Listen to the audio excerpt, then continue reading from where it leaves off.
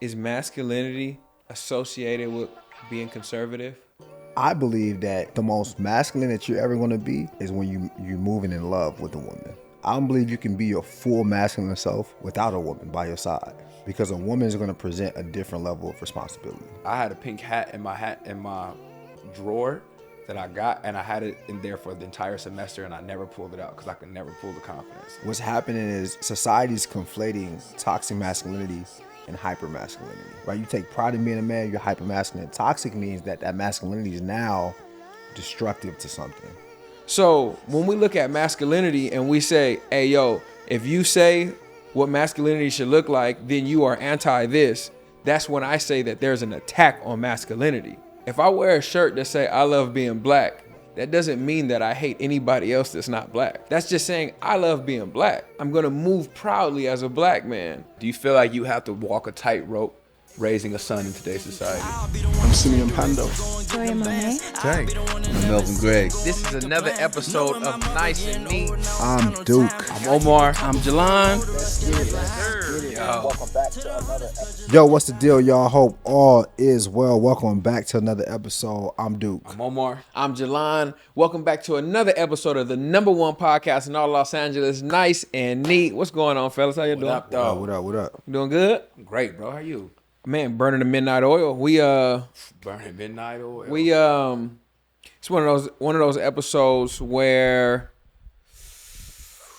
it's interesting that we're gonna go into, because being fathers and also like moving into that space of fatherhood, your approach to the scope of society begins to change a little bit, because you're not just looking at you, right? I feel like when you just look focused on you, you're not as strong in like an opinion you might create. You may see a kid with their nails painted and you just like, oh, okay, cool. That's what the kids is doing, right? You don't have to make a decision on it. You may see, and when I say a kid, I mean a young man, kid, right? A young man with his nails painted, and you're like, oh, that's just the swag that they on, right? You become a parent, you look and you be like, if my son did that, how would I feel about it? How would I approach it? Would I be okay with it? Is that something that, I would be okay with, as we're raising men? In my house, we're raising men. Mm-hmm. So there are things that I would like to guide my son toward in order to have the best possible chance to becoming the men that my lineage builds and creates, right? So in this episode, though, we are going to be talking about just essentially masculinity, how it evolves, how it's evolved within men, but then also where is the space of safety when it comes to masculinity. I think that's a good word. Right? Like, where is it still honored? Where is it still respected? Where is the line drew at, right? And it just made me think, right? Speaking of the nail polish, I'm Duke, I'm going to ask you. If you had a son, and how, like these kids are getting their nails painted now, and it's just like an expression. You see Travis Scott has done it, Drake has done it. You see some Caleb Williams, which is an NFL player, which is arguably the toughest sport in the world. He does it. If your son wanted to get his nails painted, that's the trend. Would you allow him to do it? No. Clear cut, huh? Duke don't be playing with y'all. I'm not mad at you, but what's the explanation? What's the reasoning behind it? Where's your reservation when it comes to him painting his nails? Because that's not our code of what a man is. I don't think that everything's for everybody. I don't think masculinity is supposed to evolve that much. Too much evolution in your masculinity. So, okay. I don't think it's supposed to evolve that much, bro. What if people... I feel like it's okay for people to have an identity that they want to stick to, right? An idea of masculinity that they want to stick to and enforce that on their kids. I'm okay with that, right? And I don't think we should try to conflate masculinity with all this of freedom and, freedom of expression. Like, there's man shit, right? There's just man shit. And I don't think painting your nails is mad shit. Now, I'm gonna push back a little bit. What if your son was like, well, Dad, everybody's not the same? I understand that. Right? But I'll also say, where are you learning this? Well, So- what if so- he said? What if he says, well, Caleb Williams, #1 draft pick, is doing it. But Travis Scott is doing it. He's selling He's selling millions of records, Dad. But everyone's not the same. I'm just saying, so there are so- successful so guys it who are doing it. Like, why So can't I it do sounds that? to me, it sounds to me like it sounds to me like you're trying to be like someone. It sounds to me like Well, when you we're don't- young, we're all trying to be like someone, right? It's- We're all, It sounds to me like you're trying to be like someone. All right. So if you say, yo, we're not all the same, like, yeah, that doesn't mean anything. We can play that game all day, son. We can play that game all day, right? Like, you don't like everyone's not the same. That means that I should be fine with you wearing skirts. Right? That means I should be fine with you wearing bras to school, right? Because where does it stop? It doesn't stop. And I'm not saying like if you want to subscribe to that as someone who's not related to me or someone I don't have authority over, then cool. I'm not going to say nothing to you. I'll never make you feel bad about it. But if I'm having a conversation with a son or just mine. myself, like even if my brother, I was still like, yo, what you doing? yep. Because that's not the code that we grew up on. And I still think that, yo, if you want to be considered a man, there's some things that you still should subscribe to. Okay. So to keep pushing the conversation forward, right? We're actually going to rewind a little bit and kind of go through generational changes that have been at one point in time might have looked a little bit more feminine. Sure. And then come to find out it was just a part of the evolution, right? Sure, like earrings. So Like hoop earrings. matter of fact, I'll even hoop earrings, right? That was one of those things, right? I know all of us got earrings and our fathers didn't approve of it. That's a fact. All of us did. We've talked about it. Our fathers specifically didn't approve of it because earrings was associated with femininity growing up, right? As we talking about it, I even thinking about right now, I remember when Dion used to be doing his high step. And one time I did it through the house and my dad was like, what are you doing? What are you doing? I was like, I'm just doing the Dion. And it was like, oh, okay. Right. But the way that it looked, you don't see men moving and dancing like that. Yep. At that time, that was not a thing. Right. So those things, whenever men see, and I do think it's a man's job to self-correct their son. I don't care what a woman says about that at all, because women ain't never been little boys. So I do think it's your job to guide your child. And it's okay for them not to know or to be confused. Let me set this record straight. Right? Yeah. So it is little things that little boys do that's feminine all the time, because you're growing up between men and women. So you're seeing things and it's like, hey, yo, men don't do that. We don't do that. You're saying the nails, like let's say nails were like earrings, right? Eventually we look up in 15 years and like CEOs of companies just paint their nails. got happy faces on their nails and, you know. That's going to happen. That's going to happen. Right? Because, I mean, we see so many things advance, like even tattoos, right? Yeah. But we see that. Will that soften for you then once it becomes socially accepted among masculine men, or because of right now where it's at? Nah. No, I think you have to deal with it. But it wouldn't, like, if my dad was alive today, he didn't want me wearing earrings. He's still not going to be He feeling still that. didn't want me wearing earrings, but he still understands, like, the landscape of the world. But he'd never look at me and be like, yo, like, I approve of that. Or I like it. Or I like it. He just had to deal with it, you know, but it wouldn't soften his idea. His stance on that. Nah, hell no, right? And I also feel like, yo, through that bridge, it's okay for me to be the person that's just like, nah, like, we doing it this way. Even if the evolution is happening, like, I can still say, nah, I don't like that about that. And I'm okay with subscribing to certain things. Like, because I grew up with earrings. I don't care. I grew up with earrings. I didn't grow up with nail polish. Those mean two different things to me. Right? Now, I know at some point, the earrings were the nail polish.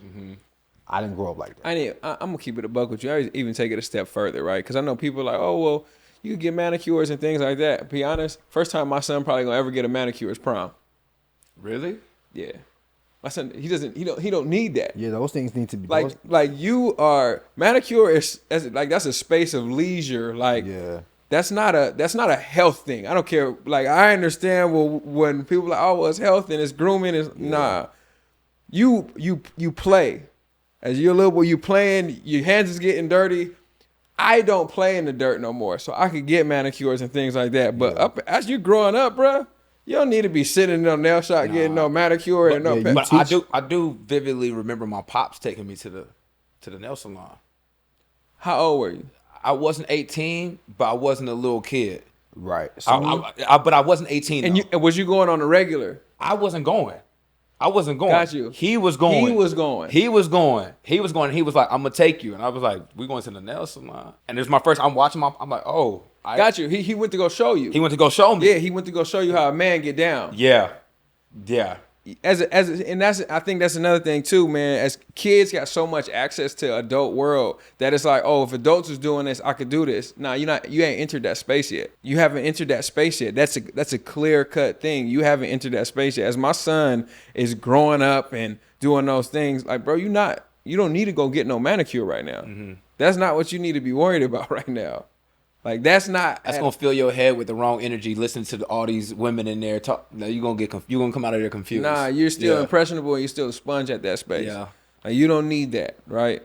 So like, I definitely believe in male grooming, right? When your appearance is what helps you get into doors. When you're a kid, it don't matter. Yeah, I feel that. That's not what's important. Matter of fact, me being a barber. My son has the benefit of getting fresh all the time. If I wasn't a barber, my son would still be at the shop once every 2 weeks. You still don't need to go every week until you get to an older age, and it's like, nah, Dad, I really want to be fresh. Okay, cool. Now you got a couple dollars. You choose that on your own. Mm-hmm. But as far as like just grooming, like bro, you be a kid, bro. Be a kid, bro. So when we're just looking around at all these things, right? And I'm gonna jump back on topic, but when we're looking around at masculinity, I feel like a lot of it is being confused with what somebody at a different age is doing, right? I think it's extremely important to showcase and teach masculinity at the age appropriate times. Yeah. So when people are like, oh yeah, they tell babies when you're a little boy and they fall and they tell them to get up and they be like, hey, stop crying. That's kind of like the entry of, okay, now I'm trying to teach them there's a separation in between when you fall and you get up, and we can use that analogy for every part in life, right? So like when you're 18 years old and you probably got one of your first tickets or a parking ticket or something happened and you told your parents and they be like, that's what happens when you park in there. That's the same thing as them letting you fall and figure out how to get up, right? So being masculine for me is something that is taught every single day. It's not a moment. It's not a conversation. It is something that you are taught, you watch, you pay attention, you look at. My son being around you guys, he's gonna rub off on the areas of masculinity that you guys are able to portray to him. Like those things are. I'm not a blended guy. I'm very, very rigid when it comes to that, bro. Sure. Like we're raising men, bro. Mm-hmm. We're raising men. More importantly, and I tell Brittany this all the time. I know that this is your baby boy, but I'm preparing him to take care of a family just like me one day.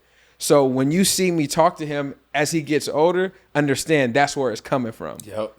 I know it's your baby boy, but understand I have to prepare him. He's a reflection of my lineage and my legacy and my last name. I have to prepare him. So when he bumps his head and I lift him, you good? That didn't hurt. And he laughs at me. Those are small little things that I'm prepping him for. Of like, you got this. You're just like encouraging him to be masculine. To push through. Yeah. Push through. I think masculinity is a pushing. It's a pushing through. We can't be free flowing. No. That's not masculine. That's not masculine. And there needs to be a distinction. Why would I do the same thing that women do? Why would I do the same exact thing that women do, right? We're different people. We're different beings. I don't want to, like he said, I don't want to blend in with women, right? And then you got to prepare your son to go into the world, right? I don't want to send my son into the world and give him more stress, right? I don't want to give him more judgment. Like, I want him to like be his own person, but still feel like he could be a man amongst his peers, you know, and not feel like he has to like be outcast among his peers, because that's how I grew up. You know, nah, bro, I wouldn't do that. Let me ask you a question, Jalon. As a public figure and a father of a beautiful young boy, Good looking kid, man. Good looking kid, man. Damn. Do you feel societal pressure to be fluid with your parenting? And the reason why I asked that question, because I'm thinking about D-Wade's situation. And I feel like due to his like celebrity, you know, status, he may have had to do things that he may not have particularly had in his plan of parenting and raising a child. And I feel like that solely comes from him being in the public eye and being underneath the microscope. Like, I feel like if he wasn't, we may have a different situation there. So I'm curious to know, do you feel the same societal pressure being a public figure? Like, do you feel like you have to walk a tightrope raising a son in today's society? I'm not that progressive. You're not that progressive. No, I don't feel a tightrope. I have we talked about this.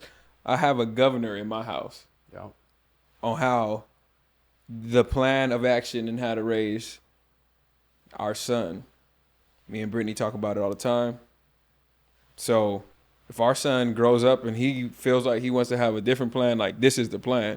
When you get 18, or matter of fact, not even 18, when you move out of my house, then, you know, we can have a different conversation. But up until then, the conversation is what the plan is. So now I don't feel a societal pressure. I actually honestly, I would really welcome somebody challenging how we decide to raise our son. Sounds comical. Yeah, like I would welcome.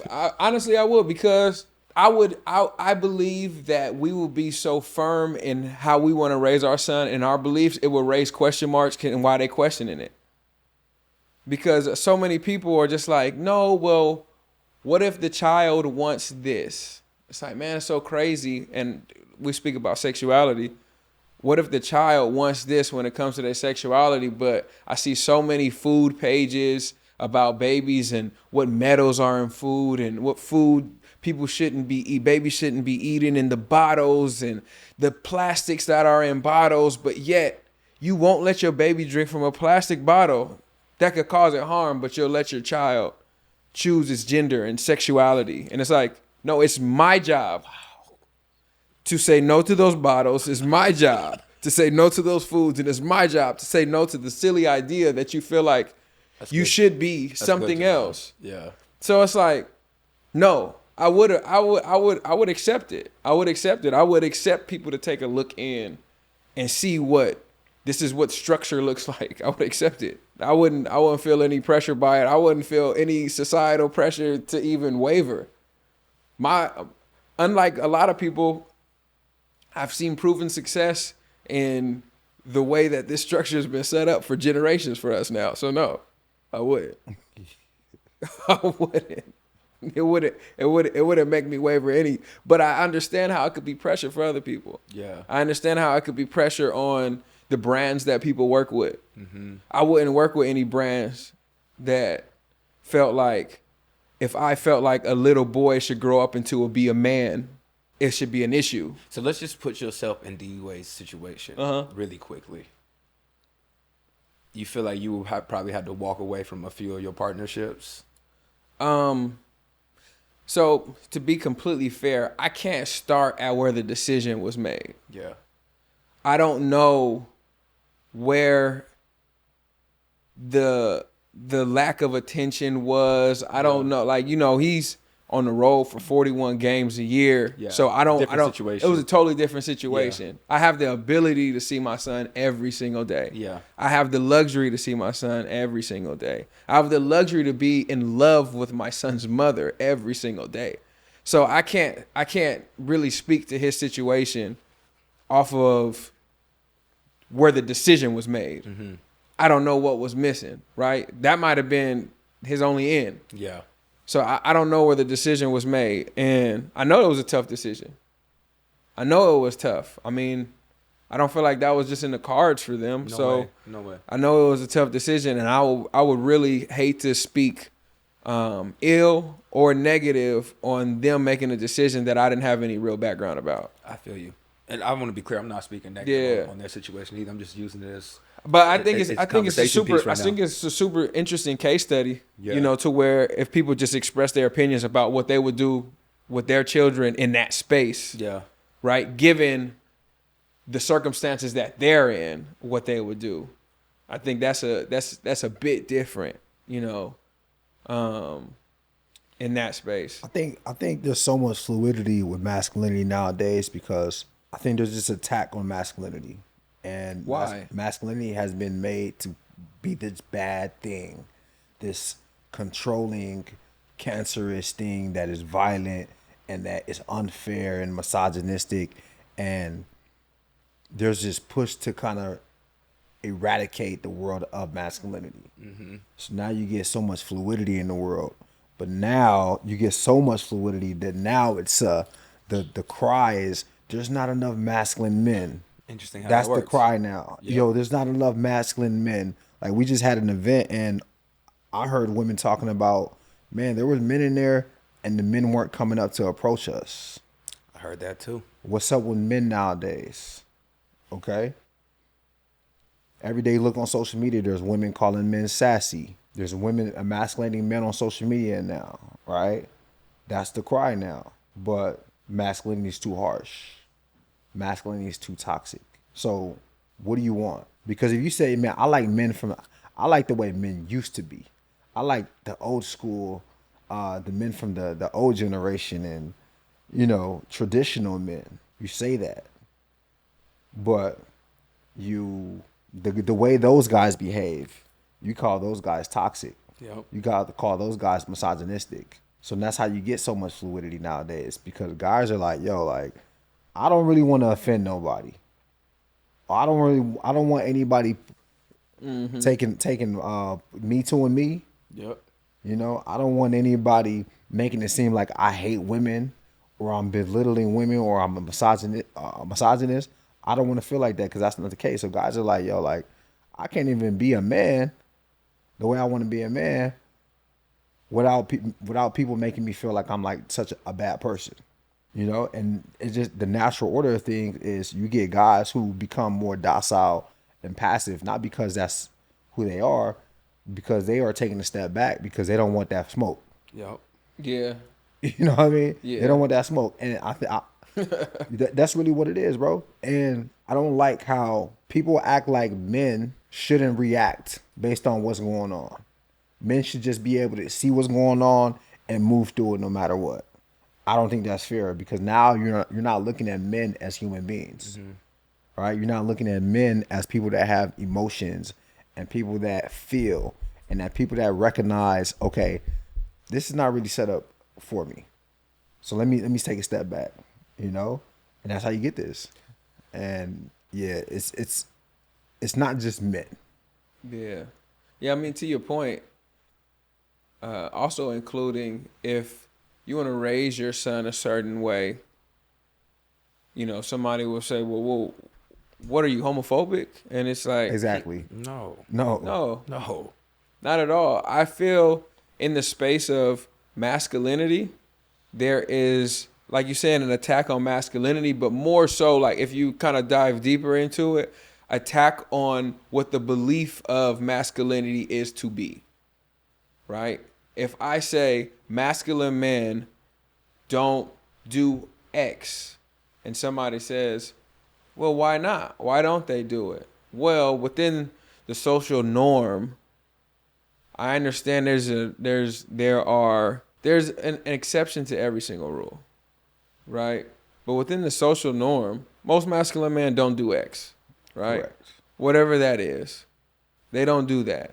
And the fact that I have to explain every single time what I need out of you in order to push you toward a certain standard of living. It's like, this is when we get the word toxic masculinity, right? First and foremost, being masculine is not bashing femininity. Not at all. It's not bashing homosexuality. It's not bashing anything else. It's just saying, I love being a masculine man. Yep. If I wear a shirt that say I love being black, that doesn't mean that I hate anybody else that's not black. Mm-hmm. Yeah. That's just saying I love being black. I'm going to move proudly as a black man. I'm going to maneuver in this world proudly as a black man. And I'm going to remind you along the way, I'm a black man. Mm-hmm. So when we look at masculinity and we say, hey, yo, if you say what masculinity should look like, then you are anti this. That's when I say that there's an attack on masculinity, because nobody said anything bad about anything else. But I enjoy being a masculine man. And I do feel like we live in playing the game. I do feel like there's an agenda that's an attack of the masculinity of the black male. The black male. I do feel like that.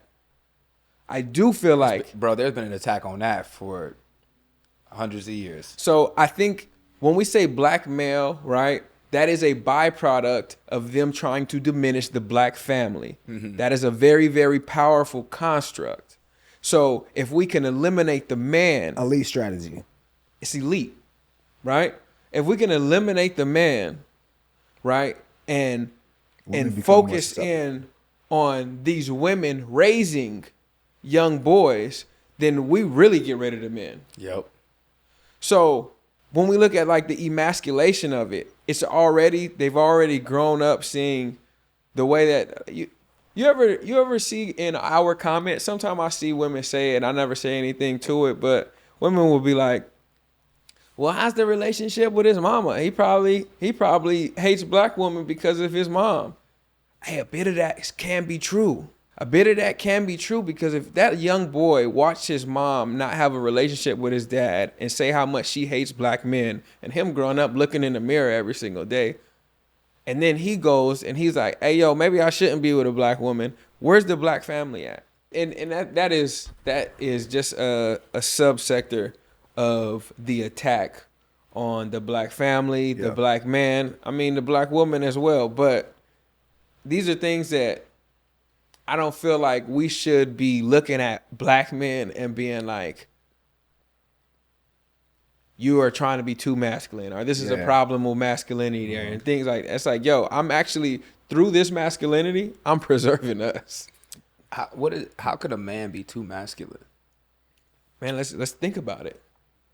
I think so too masculine, right, will be the toxic masculinity part, which I can see. I understand the definition of it. It's when you're bashing femininity.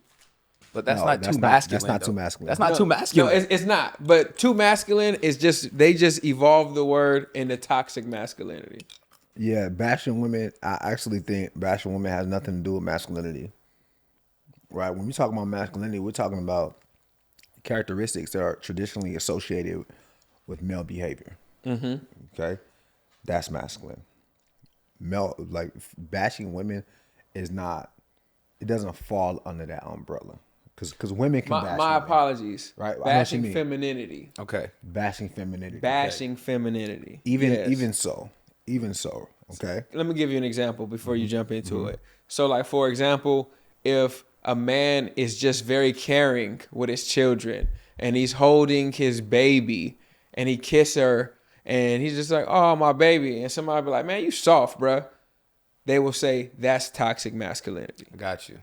You know what I'm saying? To where it's just like, bro, that was so unnecessary, dog. Like, because a man is showcasing love, because a man is participating in a more feminine space, Okay. you bash him for that. Okay. That's toxic I can receive masculinity. that. Yeah, I can receive that. Love is not a feminine or masculine space. Right. But Say what? I said love is not a feminine. Love, it doesn't Stereotype. It doesn't fall into a feminine or masculine space. Correct. But it's probably the action that's that's coming associated from it. with Yes. Yes. Like you're showing love, but the action that's associated It's with feminine for sure. it. Yeah. The nurturing, or less masculine. Let me just call it less masculine. I'm not even gonna call it feminine. you know, or if I was like, man, hey man, you look nice today, dude. And Omar says, man, Jelon, that's gay. How you gonna tell him he look nice? I got you. That's toxic. So That's toxic masculinity because now you're making my comment to him a homosexual thing. Yeah. correct. So Right, you're so- bashing homosexuality by saying that. Yeah. So I think what's happening is society's conflating toxic masculinity and hyper masculinity. You can be hyper masculine. You're gonna be every bit of a man. You do all the hard shit. You're every bit of a man. Yeah. Right? You take pride in being a man, you're hyper masculine. Toxic means that masculinity is now destructive to something. Right? But hyper masculinity is, here's the thing, people view hyper masculinity as a threat, but hyper masculinity actually provides comfort for the world. Hyper masculinity it provides peace for the world. Okay? People don't like to hear that because people are looking at things for the surface, but if you really want to be real, bro, like there's families that are happy because of hyper masculine people. Right? There's you know when the women say, okay, I don't want to work and I just want to be a woman, and a man is like, I'm gonna go work 80 hours to provide for my family. Masculine. That's a hyper masculine person. Yep. Whatever it takes. Yep. That's a hyper masculine person. And here's the thing, you got to be able to accept what else comes with that. Because if that same thing that is telling him, okay, I need to be able to work to provide, it's also the same thing that's like, no, my son cannot do that. Yep. My son cannot wear that. Nah, matter of fact, you can't wear that, wife. Facts. You know what I mean? That's hyper masculine, and people view that as a threat to progression, but it's actually the thing that sustains like comfort. You know, and I want people to look at it differently, and I feel like because we've made it such a bad thing to be hyper masculine, the result of that is fluidity. The result of that is, people are just going with the flow and doing what, and like the idea of man is just kind of disappearing and deteriorating slowly and slowly and slowly. And now it's a constant battle between being a man and, it's a constant battle of what a man is. Is masculinity, and you're just asking you, is masculinity associated with being conservative? Is masculinity, Like, hey, that's a good question. because and also in that space, wouldn't fluidity be more associated with like kind of being liberal? Liberal. Yeah, I mean, I think if you had to align the two, yes. I think if you had to align the two, yes. And I mean, I think there's a group of people who are going to be more comfortable with conservative living, and there's going to be a group of people who are going to be pushing the agenda for more liberal things, right? I think where the issue is people are trying to force people out of their being conservative. I have no problem with people living their life how they want to live their life, but when it starts entering my home forcefully, it's where you start pushing back and you start fighting back, and you start taking charge of stuff, or you start saying, "Hey, yo, we don't do that at my house," and you actually have to say it because it's entered your home. Yep. Last month there was things that now enter in your home where you got to change. They're like, "Hey, hold on, we don't. This segment of the news we're just not watching. Yeah. I don't need that on the news." Yeah. It's not toxic masculinity if I see my son playing with a doll and I snatch the doll and say, "You can't play with this doll, son. No. Why isn't You it? can't play with this Barbie doll, son." Because you don't even understand the difference. You're not even aware. You're not aware, That, hey, yo, yeah. I'm playing with a girl doll right now. I'm just playing. You're just playing. Yep. You're not even aware. So if you keep playing with the doll, you're gonna be like, "Oh, this is what I'm supposed to be doing. I'm supposed to be playing with dolls because I've been playing with dolls and it's gone unchecked. So I'm gonna grow up playing with dolls now." Now, some people would argue, well, what's wrong with men playing with dolls? I don't even want to have that conversation. I'm not here to have that conversation. I got to correct my son. I gotta correct my son, and I don't need people saying, "Oh, that's toxic masculinity." Yes, It's not, but sure. Okay, it's not, but yes, sure. You know what I mean? And we have to be okay with that. And I believe that some men, we do have to be okay with that, and say we have to be okay with. You know what?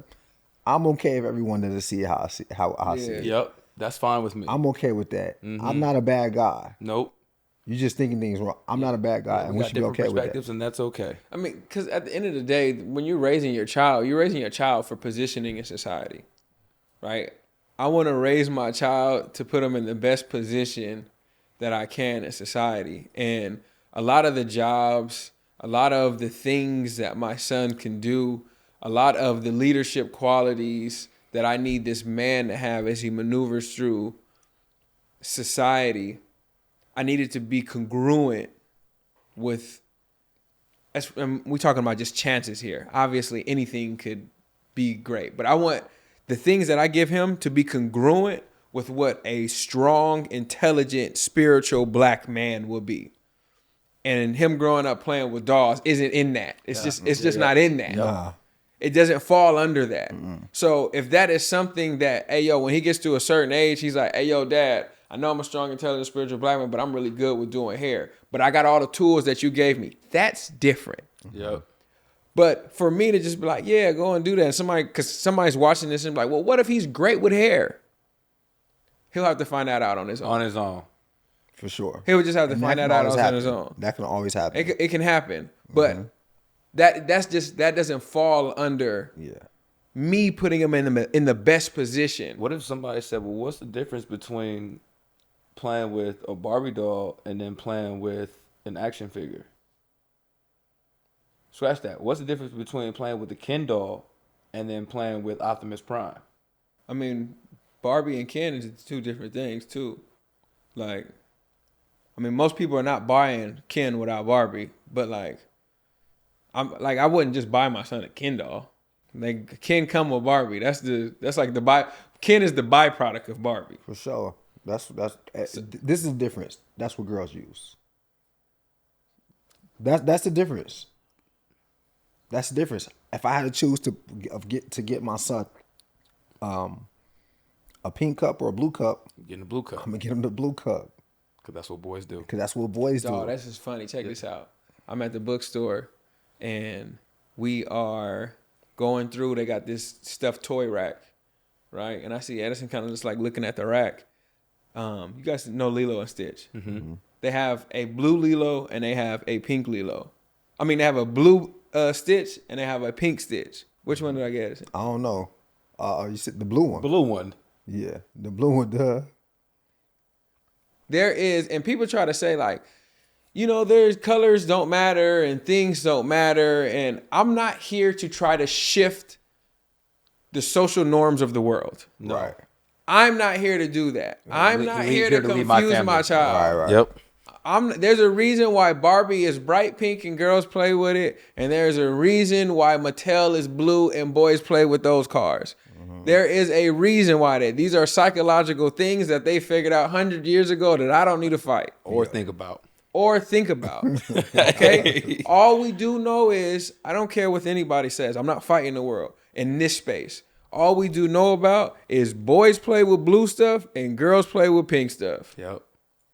That's all we know. Period. We know that. So when somebody says, oh, you don't got to fall into that, I don't need to listen to that.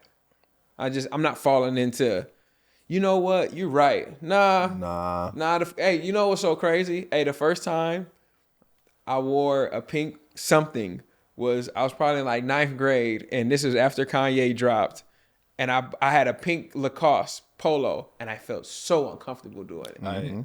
I felt so uncomfortable doing it, bruh. That's crazy. I remember that time. I remember that time when Cameron came out busting that pink mink, and I remember you had more confidence than me. I had a pink hat in my drawer that I got, and I had it in there for the entire semester, and I never pulled it out because I could never pull the confidence. Mm-hmm. I was like, damn, I want to wear it, but I cannot do it. I can't do it. I can't do it. It wasn't until I became an adult for real that I felt confident in the color pink. Mm-hmm. That's crazy. As a kid, there was no way I had the confidence to put on pink. And I had no idea what the hell masculine or feminine was. I just knew. And how it made me feel. I just know how it made me feel. That's very interesting you say that. Yeah, I knew how it made me feel. That's funny. I never knew masculine and feminine. I was just like, man, this joint pink, bro. Yeah. Nah, it's for girls. That's it. That's it. That's for girls. It's That's for it. boys. That's for girls. This for boys. Girls do that. Girls go in that bathroom. Boys go in that bathroom. Girls. I went to private school. Girls wore skirts. Boys wore the slacks. Yeah. That's it. And that's how it's always been. And it's okay to subscribe to those rules. Yeah. It's okay, man. The other thing though is it's interesting because people think that masculinity means I hate women.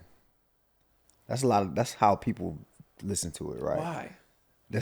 I don't know, right? That's just what it is. But I believe that the most masculine the most masculine that you're ever going to be is when you're moving in love with a woman.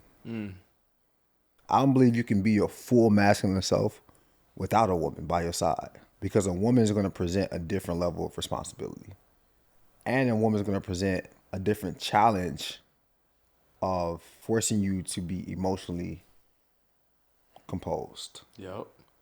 And emotional composure to me is one of the biggest components of being masculine. I'm going to ask you something. Mm-hmm. Do you think you could be moving fully in your masculine as a homosexual man that is the masculine one of the two? Do I think I could be moving in my masculine? Not you. I'm not going to put you Right. Do I think someone could be fully masculine if they're a homosexual man and they're with another man? Yep. And they're the more masculine one? Yeah, they're the more dominant of the two. I don't think so, because I feel like there's always going to be so much of you that's feminine because you in love with another man. That's what I think. I feel, no, for real. That's what I feel. I feel like even though you identify, I don't know. I feel like you identify as a man though, right? Mm-hmm. Yeah. You definitely identify. It's not like you identify as a woman. You identify as a man. But there's a feminine part of you that is attracted to the other parts, to the man. And I feel like with that, you can't be as masculine as like you would be without that. I don't know. I'm kind of opposite. I feel like if you dominated a man. I feel like you dominating a man. I like, wow. That That's sounds nasty, crazy. That sounds crazy. But I feel like if you're in a dominating position, you operating in your masculine. And yeah, but I didn't say you're not though. I'm not saying you're not. You said, do you think you could be the max amount of masculine you could be? And I don't think so. I see what you're saying. At the end of the day, there were two people created, male and female, right? And I see what you're saying, Duke, because there are things that women bounce off of us that we need in order to be super. There's things that we bounce off of. There's things that we give to women in order for them to be super, right? And it's not built for this. It's not built for you to be, I'm going to say it. It's not built for you to be the most full and complete person without the other half. Mm-hmm. Yes. That's not the structure. Mm-hmm. Right? I know some people may be offended by it. I get it. I understand it. However, when you are given these things that are completely opposite of you, that you now have to cultivate, and you're giving things that's completely opposite of your partner that they have to cultivate, it's going to build you. It's going to help you grow and be in that most masculine form, that most feminine form. Like, and I'm sure you guys could speak to this. Was your women halfway as feminine as they were before you guys entered their life? As they were single, maneuvering the world by themselves, were they as feminine? Nah, it's impossible for them to be. Cool. Before they entered your lives, were you as masculine, as dominant, No. as assured in the decisions that you need to make and how you need to maneuver, how you provide? No. Right. So exactly what I'm saying. That the highest level of masculinity shows up with a woman. With a woman. That's what I'm trying to say. And if you don't ever experience that, like for instance, you guys had children, right? There's another level of masculinity that you tap into after you see a child come out your woman. That's a fact. Hey, and this is, I think, again, back to the highest level of masculinity. The highest level of masculinity, the reason why we frontline is because we ready to die. And when you look at your family every single day, I just told my girl this today, I will die for you guys and mean it. There's no fear behind it no more. Like this, you don't say that like, hey, I'll really die. Girl, hey, I'll die for you. There's no game no more. It's like, no, for real, like every single day, I live my life for you guys. So like you're saying, that is the highest level of masculinity in that space. If you can't conceive with somebody, how can you even achieve like that realness? Now, I'm not talking about being crazy. I'm talking about that realness of like, nah, like I got something I could leave behind now. Yeah. Yeah. And I think when we have these conversations, man, I don't think women really trust masculinity in terms of, you don't really trust that masculinity is actually a benefit to you. You know what I mean? It's like on the surface, it's just like, I can't look past the immediate result of the masculinity I'm seeing. But really though, men are most masculine because we want to do whatever we can to make a woman's life easier. Yep. That's what masculinity comes down to. We want to make a woman's life easier, whether it's our mom, whether it's the love of our life, whether it's our daughters. Yep. Right? We want to make our woman's life easier. And that's why we want to be, that's what masculinity comes down to, man. If we understand that, then it wouldn't be such a fight against masculinity. Yeah, I think there's a lot of personality traits that people associate with masculinity that get misconstrued because, somebody may just be a brash person and masculine and they associate, that's what toxic masculinity is. It's you just don't like that guy. Like that guy, you just don't like. He's an asshole. Yeah, he's just an asshole. And that's okay. Yeah. Right? But when you are looking at men who are leaders of their family, loving their family, leading with love, and you say, hey, yo, my son can't do that. And you'd be like, that's toxic masculinity. Why? Because I made a decision and I was able to stand firm on it and society doesn't sway me. I think that's another thing. Just like you asked, about being a public figure and raising your children in society. And if the public can't have an influence on how you maneuver within your home, you may be ostracized because of quote unquote toxic masculinity. Why? So that's why I do believe that there's an attack. Do you guys believe there's an attack on masculinity? For sure. 1000%. For sure. Absolutely. How long have you guys been seeing it? I mean, the agenda's pretty strong here in California.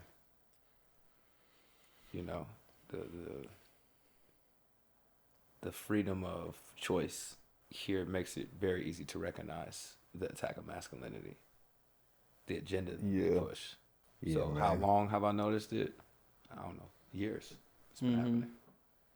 I think today though,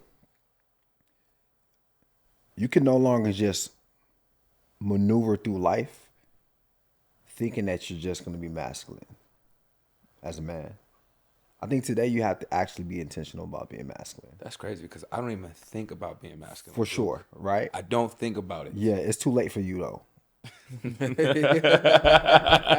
It's too late for you. But there's young guys that are trying to figure out how to be and how to exist in this world. And there's not enough, there's just too much external images of different types of men.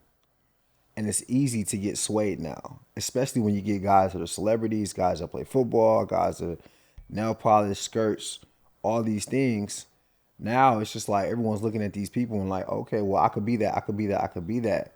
So it becomes more confusing. So you can't just like exist through life and just go through life and see examples of masculinity every day of the week. Nah, it's more distorted now. So you have to have more intention about being masculine, you know? So you have to practice being masculine. You got to practice speaking up. You got to practice saying shit that people don't like, right? You got to practice like speaking up for yourself and sometimes offending people because, hey, that's sometimes, hey, I have to learn how to be masculine. Yeah. Because if I don't practice these things, then I'm going to be easily swayed, right? And I'm going to be easily, I'm going to be fearful of what people are saying about my version of masculinity, you know? And it's going to make me want to just like hide in the corner and keep my mouth shut and not speak up and not take space.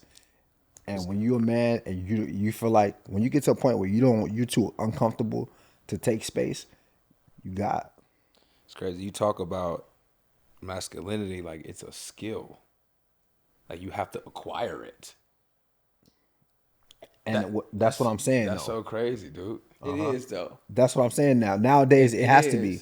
It is. Like you're saying it is a skill. It is. I think. But I think masculinity and I think femininity is a skill. Yeah, for sure. You know what? I was cutting this kid, and the mom has a set of twins, a little boy and a little girl.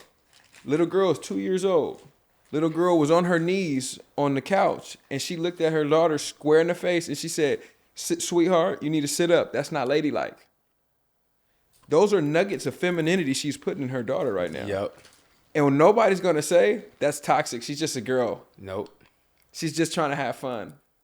Nobody's going to say that. But why, when your little boy fall, and it's like, hey, man, get up, dust that off. It's like, that's toxic masculinity. That's an attack on masculinity. Yeah. Because masculinity is a threat. Yes. Because masculinity, or it appears to be a threat. You can't control masculinity. Masculinity is powerful. And you don't want black men being powerful. This topic, this conversation will be interesting to have with a woman to get her perspective on what she feels about masculinity. Yeah, man, it's deep. This one's deep. It is deep. But y'all, listen, man, we're going to wrap up, man. I really appreciate you guys tapping in with us. Thank you for watching this episode. Give us your reaction. Leave some feedback. Let us know what you thought. Comment on the video, screenshot this, post on your story, tag us. We appreciate it. We appreciate the support. We just crossed 100,000 followers on Instagram, so thank you to all the support. Trying to get that other 100K. 100,000 on YouTube coming soon. Is that a silver plaque or gold one? It's a silver plaque. It's a silver plaque. So we're trying to get that silver plaque pretty soon. Be sure to follow us on all social media platforms. Follow us or subscribe to us on all streaming platforms. And stay tapped in, all right? Men's Con coming up. Hit the link in the description. And much love, much gratitude.